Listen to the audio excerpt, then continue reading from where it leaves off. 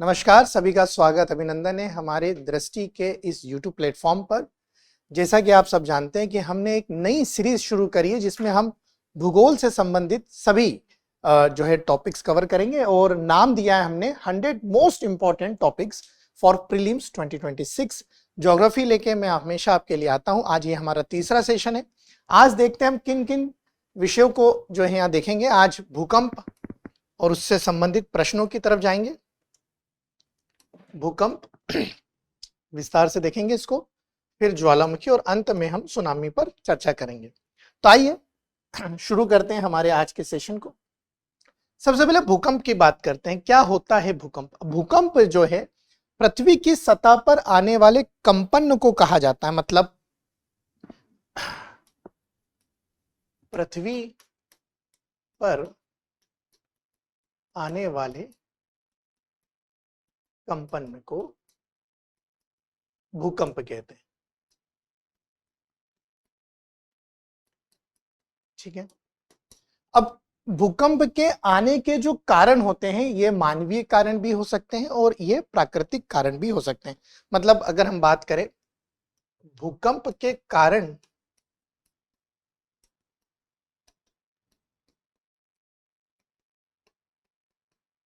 प्राकृतिक हो सकते हैं, मानवीय हो सकते हैं और अन्य कारण में भी इसे रखा जाए। तो तीन कारण होते हैं: प्राकृतिक कारण, मानवीय कारण और अन्य कारण। अन्य में जैसे उल्कापात हो गया। अन्य में कैसे चले जाएंगे? जैसे उल्कापात की बात करेंगे। मानवीय कारण में जैसे अत्यधिक बांध निर्माण, अत्यधिक बांधों के निर्माण समझेंगे कैसे होगा। ठीक है। परमाणु विस्फोट या उसकी टेस्टिंग की जा रही हो। प्राकृतिक कारण समझते हैं कि प्राकृतिक कारण कैसे, भूकंप आने का प्राकृतिक कारण क्या होता है। देखिए बहुत अच्छे समझिएगा, यहां हमने डायग्राम भी लगाया है कि अगर हम भूकंप की बात करते हैं तो आपको याद रखना यह सतह है और जहां से तरंगे निकलती है, भूकंपीय तरंगे निकलती है, पी तरंग निकलती है, एस तरंग निकलती है और एल तरंग की हम बात करते हैं, तीन तरंगों के बारे में, तो उसे कहते हैं भूकंप का मूल। क्या कहा जाता है? भूकंप का मूल कहते हैं। और जहां पर ये सतह पर टकराती है उसे क्या कहा जाता है? केंद्र कहा जाता है। तो बहुत अच्छे से समझिएगा। जैसे ये हमारी हथेलियां हैं, हम हथेलियों को जब आपस में रगड़ करते हैं तो आप महसूस करेंगे कि हमारी हथेलियों के बीच में ऊष्मा का संचार हो रहा है, हमें गर्मी लगती है, हथेली गर्म हो जाती है। तो ये तो हमारी बहुत छोटी छोटी सी जो है हथेलियां हैं। जब बात रही हमारे पृथ्वी के आंतरिक संरचना की तो बड़ी बड़ी जो प्लेटें हैं वो एक दूसरे के ऊपर रगड़ करती हैं और घर्षण के कारण जो ऊर्जा निष्कासित होती है वही ऊर्जा तरंगों के माध्यम से सतह पर पहुंचकर कंपन उत्पन्न करती है। यही एक प्राकृतिक कारण है, विवर्तनिक कहा जाता है इसे कारण को। तो पी तरंग, एस तरंग और एल तरंग का जो है यहां से निष्कासन होता है। ये जो है ये भूकंपीय रेखाएं, जिससे ये तय किया जाता है कि भूकंप का प्रभाव कितनी दूर तक रहेगा। ये भूकंपीय रेखाएं।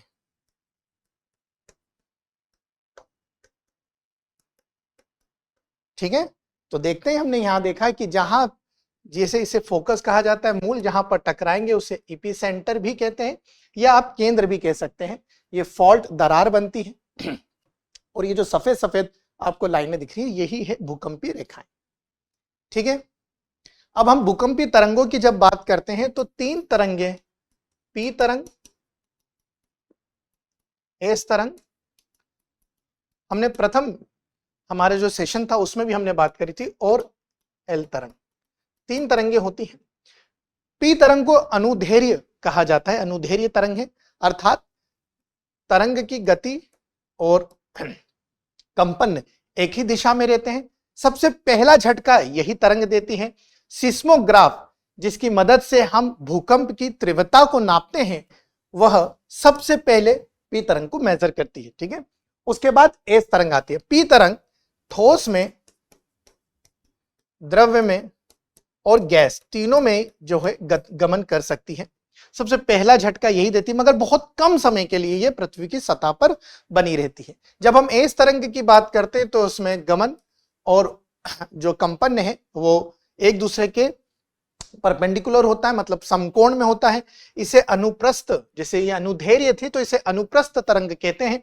इसकी चाल जो है वो पी तरंग से कम होती, मगर यह पी तरंग से ज्यादा समय के लिए जो है सतह पर बनी रहती है और ये सिर्फ ठोस में ही गमन करती है। और याद करो हमने बताया था आपको कि पी और एस तरंग से हम पृथ्वी की आंतरिक संरचना को समझने में सबसे सटीक जानकारी मिलती है, जो कि पी से हमें पता चलता है कि जब ये डाइवर्ट हो जाती है अपने पाथ से, अर्थात बीच में जो है मोल्टन पार्ट आता है, मतलब तरल पदार्थ आता है, और एस तरल पदार्थ में गुम हो जाती है।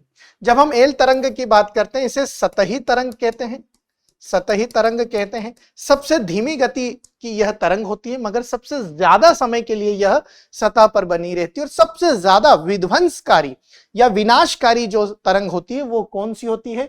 एल तरंग ही होती है, ये आपको याद रखना है। ठीक है।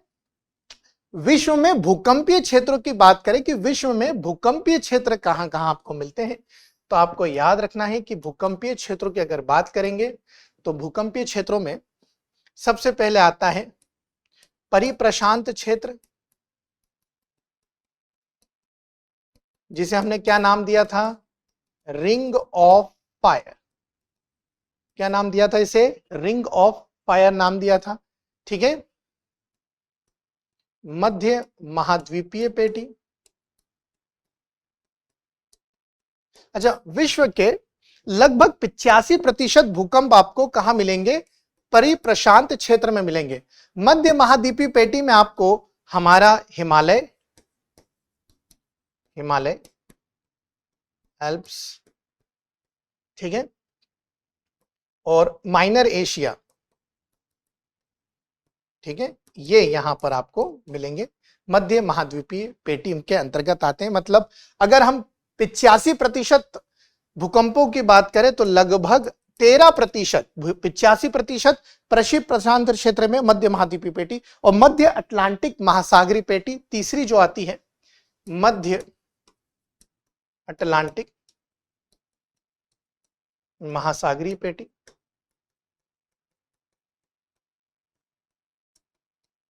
और इसमें लगभग 2% जो है भूकंप आते हैं। हम भूकंप के आने की बात कर रहे थे, आपको याद हो हमने बताया अभी कि भूकंप आने के जो कारण होते हैं, प्राकृतिक कारण हमने बताया, विवर्तनिक कारण जो है, जिसे प्लेट विवर्तनिक कहा जाता है, जिसमें प्लेटों के आपस में रगड़ करने से, ठीक है, या एक दूसरे के ऊपर गति करने से जो कंपन बनता है, उसी से भूकंप आते हैं। मानवीय कारण हमने बताया कि बांध निर्माण, परमाणु विस्फोट जो है मानवीय कारण बन जाता है, अन्य में उल्कापात हो जाता है। बांध निर्माण से अगर हम समझें तो बांध निर्माण मतलब पानी की एक तासीर होती है बहना, लगातार बहते रहना। अगर आप पानी को सामने से रोक लेते हैं तो पानी जो है वो अपनी जो साइड की दीवारें होती हैं या दरार जो होती है उसमें प्रवेश करके, ठीक है, जगह बनाने की जो है प्रयास करता है या प्रयत्न करता है, और इसी प्रयास में वो अपने प्लेटों को जो है, जो पृथ्वी की जो प्लेटें उन्हें खसकाने की जो है चेष्टा करेगा, और इसी के कारण जो है भूकंप आपको जो है महसूस होते हैं, याद रखना है। तो बांध निर्माण, परमाणु विस्फोट की अगर बात करेंगे तो जैसे कि हम बात करते हैं कि कोई भी परमाणु टेस्टिंग होती है, मान लीजिए एल शेप का जो है गर्त बनाकर, जैसे हमने पोखरण में करा था कि एल शेप बनाकर नीचे टेस्टिंग करी। अब जितनी भी ऊर्जा उस परमाणु बम से निकली है वो सारी की सारी ऊर्जा अवशोषित कर ली जाती है पृथ्वी के द्वारा ही, और ये अवशोषित ऊर्जा, ठीक है, पृथ्वी के प्लेटों में जो है एक असभ्यता ले आती है, कह सकते हैं कि एक ऐसी घटना ले आती है जो हलचल पैदा करती, आकस्मिक हलचल पैदा करती, और इसी आकस्मिक हलचल के कारण जो है फिर हमें आगे चल के भूकंप जो है देखने को मिलता है। तो याद रखेंगे, मानवीय कारण में बांध निर्माण, परमाणु विस्फोट आ जाते हैं, अन्य में उल्कापात हो जाता है। एक बड़ी सी उल्कापात होने से, जैसे उल्का पृथ्वी की सतह से टकराती है तो कंपन से भूकंप आते हैं। ये जहां से भूकंप की शुरुआत होती है, भूकंप मूल, ये केंद्र, एपी सेंटर भी कहते हैं, ठीक है। और भूकंपीय तरंगे पी, एस और एल। विश्व में अगर हम बात करें परिप्रशांत क्षेत्र, मध्य महाद्वीपीय पेटी और मध्य अटलांटिक महासागरीय पेटी। भारत के दृष्टिकोण से अगर बात करें तो अभी नया जो है एक हमने जोन इसमें जोड़ा है। तो भूकंपीय क्षेत्र अगर हम भारत में बात करें तो 2, 3, 4, 5 और 6, ये जो है ये नए भूकंप क्षेत्र जो है अभी हमने नवंबर 2025 की अगर बात करें तो इसे ऐड करा है। याद करेंगे, देखिए भूकंप जो है भूकंप जोन 2, 3, 4, 5 और 6। अगर हम तीव्रता की बात करें कि भूकंप की तीव्रता कैसे नापी जाती है, सिस्मोग्राफ उपकरण से जो है भूकंप की तीव्रता को जो है माप किया जाता है और इसके लिए हम प्रयोग करते हैं स्केल का, और स्केल से हमें पता चलता है कि कितनी इंटेंसिटी, कितनी तीव्रता है। यह है रेक्टर स्केल या रिचर स्केल कहा जाता है, जैसे 1, 2, 3, 4, 5, 6, 7, 8, 9 और 10। इसमें रीडिंग होती है, अगर 1 से शुरू होगी तो 10 पे खत्म होगी और 0 से शुरू हो रही तो 9 पे खत्म होगी। इसमें तीव्रता के आधार पर अगर देखें तो जब तक हम 6 से नीचे की ओर रहते हैं तो सामान्य भूकंप कहा जाता है। जैसे ही 6 के ऊपर आते हैं तो हम स्ट्रॉन्ग या उसे बहुत ज्यादा विध्वंसकारी कह सकते हैं। और सबसे ज्यादा विध्वंसकारी होता है जो भूकंप की रेक्टर स्केल जो रीडिंग है वो 9 से 10 के बीच में होती है। तो देखिए यहां से भूकंप शुरू होता है और यहां पर तीव्रता। इसी आधार पर अगर हम देखेंगे तो जो हमने नए भूकंप जोन जो यहां पर मार्क करा है ये सबसे ज्यादा विध्वंसकारी है, सबसे ज्यादा जो है विनाशकारी। ठीक है, मतलब इसकी तीव्रता जो होगी वो 9 और 10 के बीच में आपको मिलेगी। अगर यहां की बात करें तो 8 से 9 के बीच में, 7 से 8 के बीच में, 6 से 7 के बीच में और ये 5 से 6 के बीच में, इस तरह से तीव्रता को बांटा गया है। तो याद रखेंगे कि हमारे भारत का सबसे विध्वंसकारी या सबसे डेंजर जोन जो माना जाता है वो है हमारा हिमालय रेंज। इसके अलावा कच्छ, जो गुजरात का कच्छ वाला क्षेत्र है, वो अंडमान निकोबार वाला क्षेत्र, ये सबसे विध्वंसकारी क्षेत्रों में आते हैं, आपको याद रखना है। उसके बाद जोन 4 आता है जिसमें आप तराई प्रदेश क्षेत्र देख सकते हैं, उत्तर प्रदेश बिहार के जो है उत्तरी क्षेत्रों की बात करेंगे जिसमें रीजन 5 आता है। 4 की बात करेंगे गुजरात आ जाएगा, कुछ हिस्सा आ जाता है छोटा नागपुर वाला क्षेत्र। ऐसे 3 और 2 में इसे बांटा गया है। तो आपको याद रखना है ये भूकंप के, भारतीय भूकंप के जो क्षेत्र हैं उसे किस भागों में बांटा है हमने, 6 भागों में बांटा है। ठीक है, और ये हमारी जो है रेक्टर स्केल आती है, जो 0 से अगर शुरू करेंगे तो 9 पर खत्म करेंगे और अगर 1 से शुरू कर रहे हैं तो किस पे खत्म करना है, 10 पर। क्या भूकंप का अनुमान लगाया जा सकता है, क्या इस प्राकृतिक घटना का अनुमान लगाया जा सकता है? तो हां, अगर हम जानवरों के व्यवहार की बात करेंगे तो उनके व्यवहार में परिवर्तन आता है, क्योंकि अश्रव्य तरंगे की अगर हम बात करें, अश्रव्य तरंगों की बात करें तो उन्हें वो सुनाई दे जाती है और जब भी भूकंप आता है तो अश्रव्य तरंगे निकलती है जिनके कारण उनके व्यवहार में परिवर्तन आता है और उनके व्यवहार में आने वाले परिवर्तन को हम ध्यान में रखते हुए भूकंप की गणना कर सकते हैं। रेडॉन गैस का भी कहते हैं कि परसेंटेज जो है बढ़ जाता है, उस कारण अर्थक्वेक के आने के पहले की जो है दशाएं बता रहे हैं हम आपको। क्लियर है, ये याद रखेंगे। तो वैश्विक स्तर पर क्षेत्र बताए, भारतीय स्तर पर हमने क्षेत्र बताए, भूकंपीय तरंगों के बारे में बताया, भूकंपीय मूल और भूकंपीय केंद्र के बारे में, और भूकंप के आने के कारण, प्राकृतिक कारण, मानवीय कारण और अन्य कारण। फिर हम आज के दूसरे टॉपिक की तरफ प्रवेश करते हैं, ज्वालामुखी। अब ज्वालामुखी क्या एक तरह का छिद्र है या दरार कह सकते हैं। ज्वालामुखी एक तरह के छिद्र या दरार जिससे पृथ्वी के भीतर जो गर्म मैग्मा है वो बाहर आ जाता है। जब ये गर्म मैग्मा बाहर की ओर निकलता है तो आप याद रखेंगे, अंदर जब तक था इसे मैग्मा कहा गया क्योंकि तरल पदार्थ और गैस का मिश्रण है, मगर जैसे ये तरल पदार्थ बाहर आता है तो गैस और तरल पदार्थ अलग हो जाते हैं, तो हम उसे लावा कहते हैं। मतलब जो बाहर आ जाएगा उसे हम क्या कहेंगे, लावा, क्योंकि इसमें सिर्फ गर्म तरल पदार्थ होता है, आपको याद रखना है।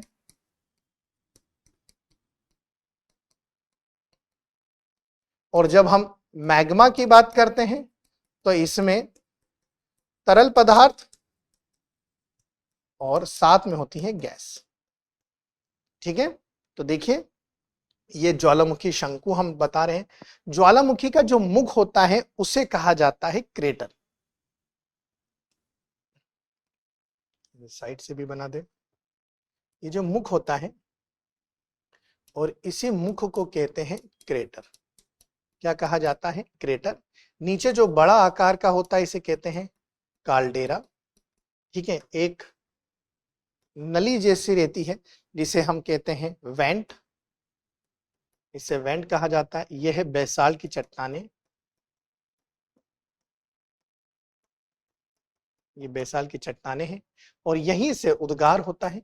याद रखेंगे जब उद्गार होता है तो ज्वालामुखी से जो राख के बादल निकलते हैं, ज्वालामुखी बम हम चट्टानों के टुकड़ों को कहते हैं। ये देखिए चट्टानों के टुकड़ों को ज्वालामुखी। अब इस राख में या इस गुबार में आपको वाटर वेपर मतलब जल वाष्प आपको मिलेगी और गैसें का मिश्रण होता है, मतलब आपको वाटर वेपर, जल वाष्प और गैसों का मिश्रण मिलता है। ठीक है, ये देखिए ये आपको वेंट के रूप में दिख रहा है। ठीक है, और यहां है हॉट स्पॉट बोलते हैं इसको। क्या कहा जाता है? Hot spot. और ये कहां होता है हॉट स्पॉट? ठीक है, मेंटल वाले पार्ट में। क्लियर है? ये याद रखेंगे। तो देखिए मुख्य चिमनी दिख रही है, माध्यमिक शंकु दिख रहा है, निष्क्रिय ज्वालामुखी, फिमरोल्स जहां पर गीजर्स कहा जाता है, गर्म पानी के स्रोते आपको वो भी है, राख की परत, ठीक है, लावा, जमी हुई लावा की परत, लावे का प्रवाह जो है इस तरह से मिलेगा। तो याद रखेंगे। अब जब हम ज्वालामुखी के प्रकार की बात करते हैं उद्गार की अवधि के आधार पर, तो आपको याद रखना है कि अवधि के आधार पर 3 प्रकार के ज्वालामुखी होते हैं। ठीक है, अब 3 प्रकार के ज्वालामुखी मतलब उन्होंने उद्गार में कितना समय लगा इस आधार पर इसे मार्क किया गया है। ठीक है,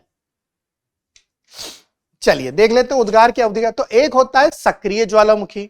आप सक्रिय ज्वालामुखी की बात करते हैं मतलब एक ऐसे ज्वालामुखी जिसमें उद्गार जो है वो 24/7 हो रहा है, लगातार इसमें से कुछ ना कुछ निकलता रहेगा, चाहे वो राख की बात हो, चाहे वो जलवाष्प की बात हो, ठीक है, छोटे छोटे चट्टानों के टुकड़ों की बात हो या मैग्मा की बात हो, इसमें लगातार निकलता ही रहेगा। ये आपको याद रखना है बहुत अच्छे से। ठीक है,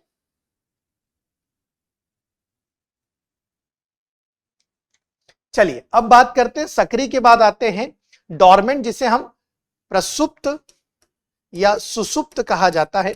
अब प्रसुप्त या सुसुप्त वे ज्वालामुखी होते हैं जो पहले कभी सक्रिय थे मगर अभी शांत हैं और इनके भविष्य में सक्रिय होने की संभावनाएं बनी हुई हैं। तो याद रखेंगे जब हम बात करते हैं प्रसुप्त की, तो प्रसुप्त में हम कहेंगे कि ये ऐसे ज्वालामुखी हैं जो पहले बहुत सक्रिय थे मगर अब इनमें शांत हो चुके हैं और इसमें उद्गार की संभावनाएं हैं।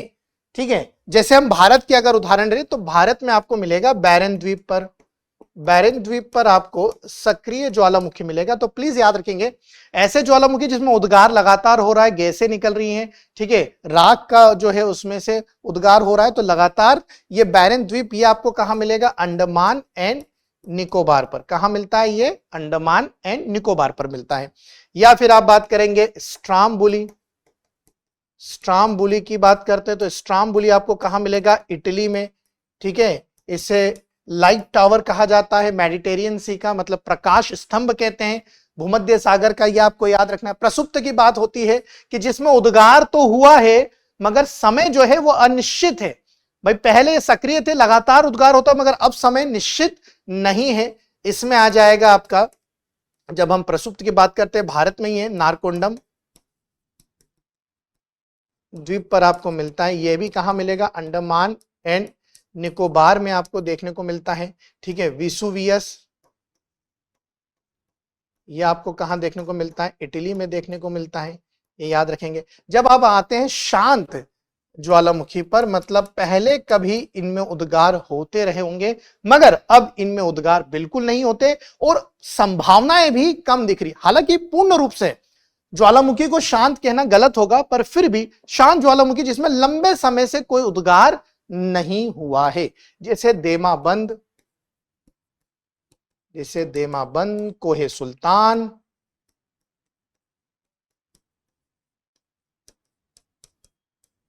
ठीक है, माउंट केनिया,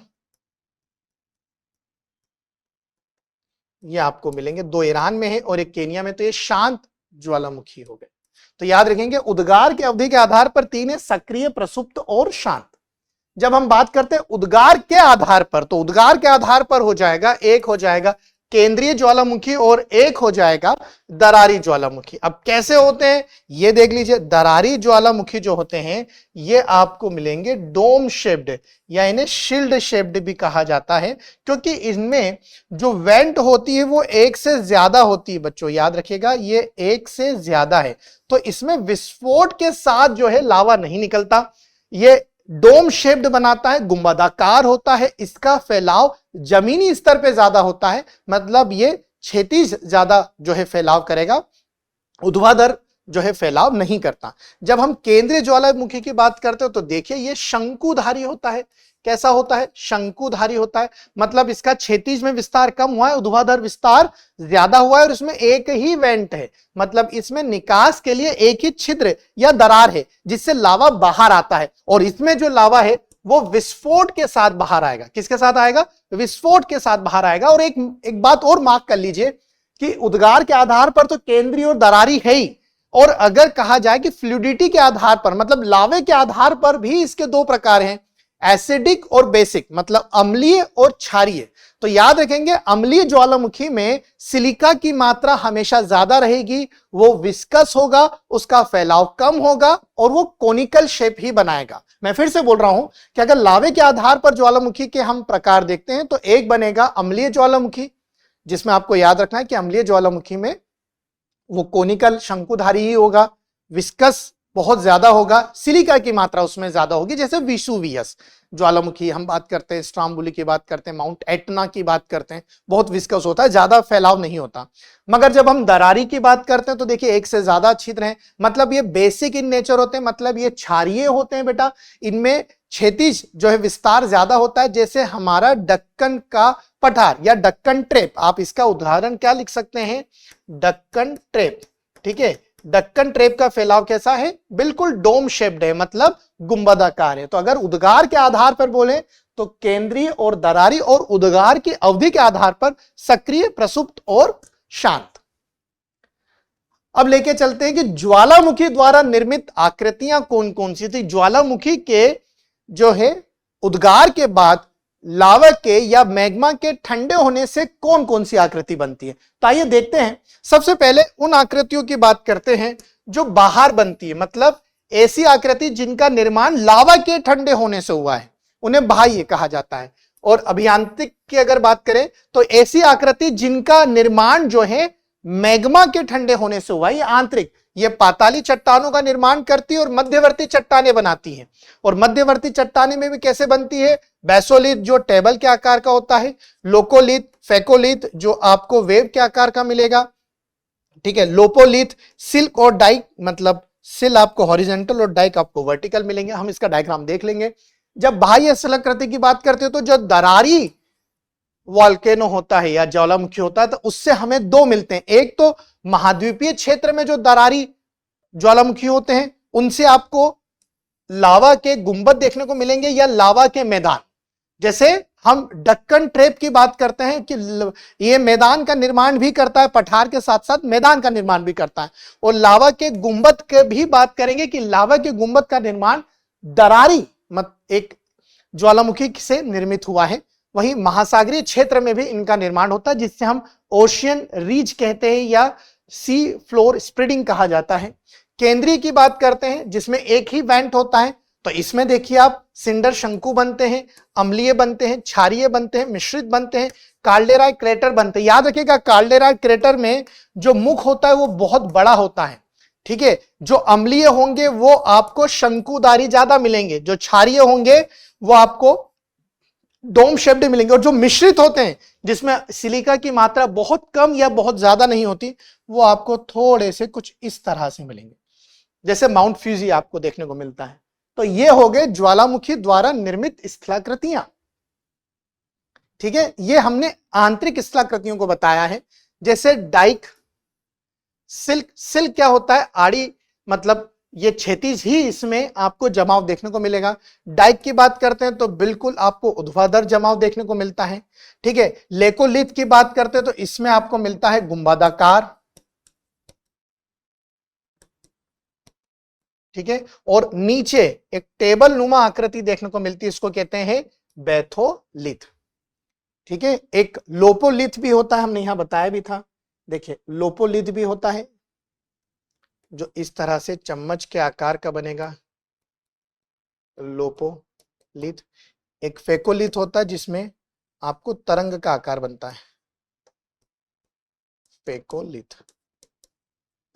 ठीक है, तो ये आंतरिक संरचना है, स्थलाकृतियां हैं जो मैग्मा के ठंडे होने पर बनी है। डाइक याद रखेंगे, ऊर्ध्वाधर ज्यादा हो रहा है। सिल्क जो है क्षैतिज जमाव के कारण।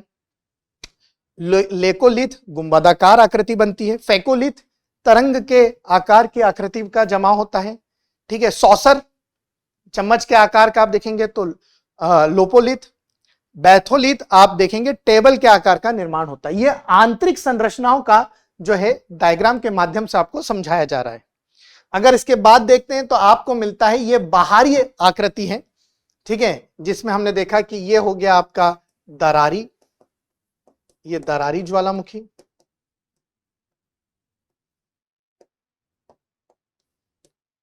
ये गुंबदाकार, गुंबदाकार। ये काल्डेरा, काल्डेरा जिसमें मुख जो है बहुत बड़ा हो जाता है, ज्वालामुखी टूटकर उसी में ही जो है आकार को बड़ा करता है। ये आपका केंद्रीय, ठीक है, जिसे हमने नाम दिया है, ये देखिए सिंडर शंकु बोला जाता है इसको। ठीक है, शंकु के आकार का दिख भी रहा है तो इसीलिए आपको याद रखना है। तो ये आपके बाहरी स्तर पे, मतलब पृथ्वी की सतह के बाहर इनका निर्माण होता है। ठीक है, 2025 की अगर बात करें, हम 2025 की बात करें तो हाल ही में 71 ज्वालामुखी फटे हैं। कितने? 2025 में 71 ज्वालामुखियों में विस्फोट हुआ है, मतलब 71 ज्वालामुखी विस्फोट हुए हैं। ठीक है, और 71 बार ज्वालामुखी का विस्फोट देखने को मिला। और ये ज्वालामुखी हमें जो ये विस्फोट हुआ है वो 63 विभिन्न प्रकार के ज्वालामुखी में देखने को मिला है। कितने? 63 विभिन्न प्रकार के ज्वालामुखी। ठीक है, अब देखिए जैसे इसमें सबसे इंपॉर्टेंट हो जाएगा इथोपिया का। ठीक है, जो हाईली गब्बी के नाम से है, ये 10,000 साल बाद जो है इसमें उद्गार हुआ है, ये आपको याद रखना है। ठीक है, जापान का किकाई, अगर हम बात करें जापान में, होम रीफ की बात करें टोंगा में, ठीक है, एम्बी की बात करें वैनातू में, तो याद रखेंगे दिसंबर और नवंबर के हमने लेटेस्ट यहां पर कुछ मार्क करे हैं, मेंशन करे हैं। इसमें सबसे इंपॉर्टेंट हो जाता है इथोपिया का, और इथोपिया का आपको याद रखना है 10,000 साल बाद इसमें उद्गार हुआ है। इसलिए मैंने आपको कहा था कि कभी भी हम निश्चित तौर पे नहीं कह सकते कि ज्वालामुखी जो है वो कंप्लीट या मुख्य रूप से शांत हो चुका है, नहीं, कभी भी उद्गार की संभावनाएं बन सकती है। क्लियर है? सुनामी की बात करते हैं कि सुनामी क्या होती है। देखिए, समुद्र की लहरों का ऊपर की ओर उठना और आगे की ओर जाना एक तरह का सुनामी है। सुनामी आने के कई कारण होते हैं। एक तो समुद्र के भीतर जो समुद्र की सतह होती है उसके नीचे प्लेटों के विस्तार होने से, एक दूसरे पर रगड़ करने से, या किसी भी प्रकार के विवर्तनिक प्लेटों में किसी बदलाव के कारण, असंतुलन के कारण समुद्र तल के नीचे अगर भूकंप आता है तो उससे क्या आती है? सुनामी आ जाती है। समुद्र तल पर तेज मूवमेंट होती है, पानी के कॉलम को खिसकाता है, जिसके कारण ये एक गति दूसरी से तीसरी की तरफ आती है, और इसी कारण जो है तटीय क्षेत्रों में हमें क्या देखने को मिलती है? सुनामी देखने को मिलती है। आप याद रखेंगे, सुनामी का मुख्य कारण है समुद्र के तल के नीचे भूकंप का आ जाना। यह एक जापानी शब्द है, सुनामी, अर्थात बंदरगाह पर आने वाली तेज समुद्री लहरों को सुनामी कहा जाता है। मुख्य कारण तो आपको हम बता चुके हैं कि समुद्र के भीतर भूकंप का आना। इसके अलावा अन्य कारण भी है, बहुत बड़े भूस्खलन हो जाने से, मतलब भूमि का बहुत बड़ा भाग टूटकर जब समुद्र में गिर जाता है तो उस भूस्खलन से भी समुद्र में जो है कंपन पैदा होता है, और इसी कारण ये एक तरह का समुद्री भूकंप भी आप कह सकते हैं, जिसे हम सुनामी का नाम देते हैं।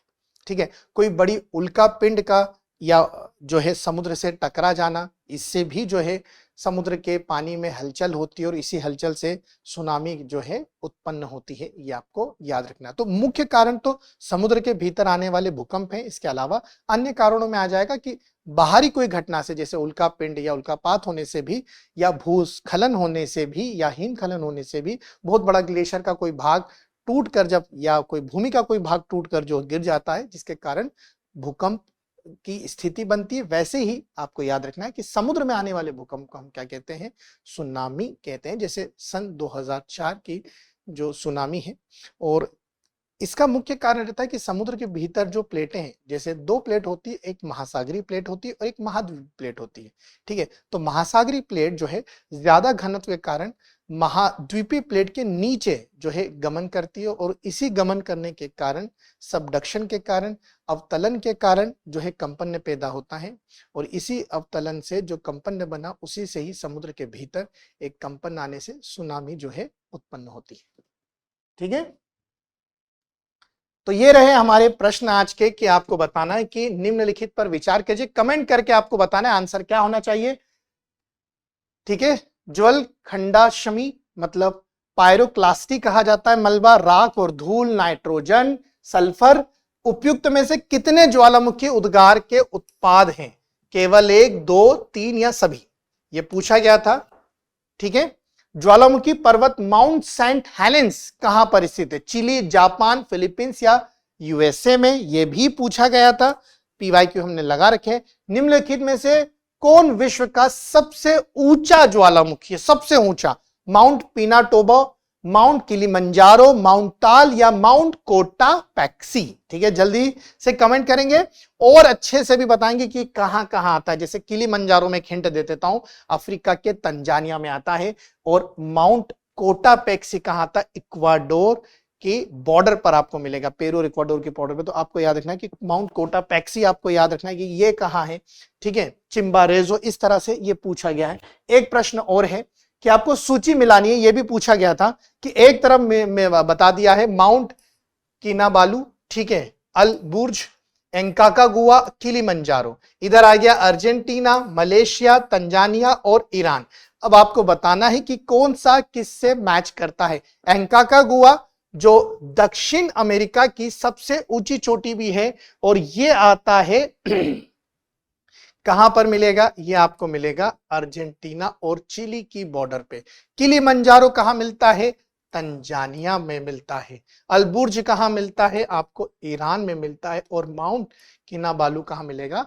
मलेशिया में मिलता है। तो पहले का दूसरा, दूसरे का चौथा, और तीसरे का पहला, और चौथे का तीसरा, मतलब ऑप्शन आपका डी आएगा। ठीक है, तो आज के लिए इतना ही। कल हम आपके लिए नए टॉपिक लेके आएंगे, और आशा करता हूं आपको सेशन बहुत अच्छा लगेगा। ठीक है, कमेंट करके इनके आंसर्स आप फटाफट बताएंगे। जय हिंद, जय भारत। अब एग्जाम की तैयारी को और बेहतर करने के लिए हमारे चैनल को लाइक, शेयर और सब्सक्राइब करना ना भूलें।